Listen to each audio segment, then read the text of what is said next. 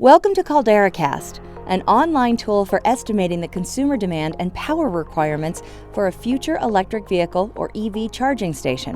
When planning EV charging infrastructure across the country, it is challenging to determine where to install new charging stations, how many ports they should have, and what kinds of charging equipment to install. It's even more challenging to figure out what the consumer demand will be for the stations and how they will affect the electrical grid.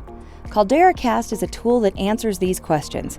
It can help potential station operators, local distribution utilities, state agencies, and other critical stakeholders plan and prepare for the installation of new charging stations. In this video tutorial, we will give an overview of the tool and explain step-by-step how users can simulate a new charging station at a location of their choice and obtain an estimate of the expected consumer demand and the resulting electrical load. To begin, press the Start button. First, select a date. It can be today or a few months or years in the future to account for future levels of EV adoption. Second, pick a location, either by typing the address in this box, typing the latitude and longitude of the location in these boxes, or by clicking on a location here on this interactive map. The data CalderaCast uses is optimized for alternative fuel corridors, highlighted in blue on this map. These are designated highways prioritized by states for EV charging.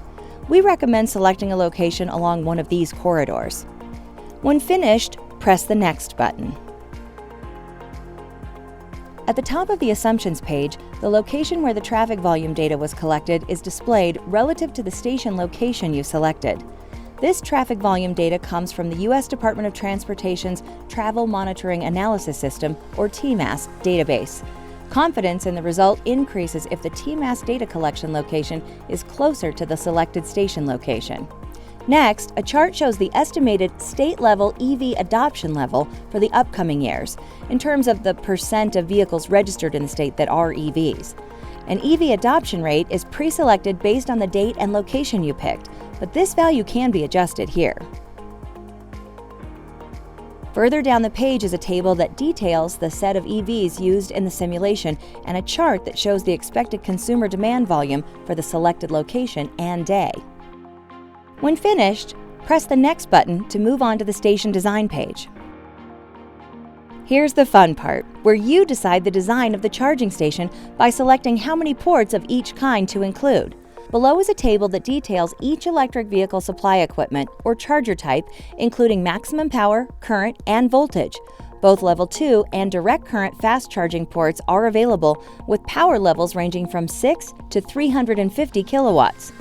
You might pick very fast 350 kilowatt ports for a busy highway, or a lower power option for locations where drivers may have more time to charge, such as next to a shopping mall. For locations where overnight parking is an option, Level 2 charging ports may be a good choice. It is possible to mix and match types of chargers for a station that might serve more than one type of user. When finished, press the Run Simulation button. After the simulation runs, the results are shown here. CalderaCast produces results for a single typical day. The charging events are stochastically simulated to account for the random variations in vehicle arrival and departure times. Note that CalderaCast does not consider existing charging stations, so the forecasted demand for the simulated station may vary from actual demand when choosing a location near another station. Some basic statistics are displayed in a table at the top of the page, including the number of vehicles that have charged at this station, the maximum power drawn during the day, and the amount of energy delivered throughout the day. Scrolling down reveals the power profile plot, which displays power drawn by the entire station from the grid versus time, including the maximum power and how frequently and for how long the power level was maintained. Further down is the plug-in curve, which shows how many cars were plugged in at any point during the day. Finally, you can download the simulation results as a comma-separated values, or CSV file, by clicking either of these two links for just the corresponding plot data, or this link to download all the data.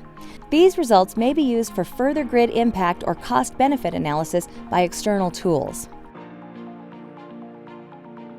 You may now go back and change some of the inputs and run the simulation again by clicking the tabs at the top to go back to previous steps. For example, you may go back to the station design page to change the types and number of charging units at the charging station. Alternatively, you may go back to the assumptions page to adjust the EV adoption rate. If you wish to only change one variable and hold all other variables constant, including the stochastic aspects of the simulation, you must note the random number generator seed that was used on the results page and input it here in this section at the bottom of the assumptions page. After you make the changes, press the Run Simulation button again.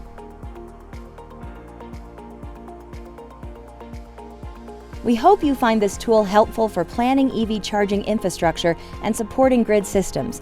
If you have questions, please email us. Go to the contact page linked under the About menu on the top right to see our email, CalderaCast@inl.gov. Thank you.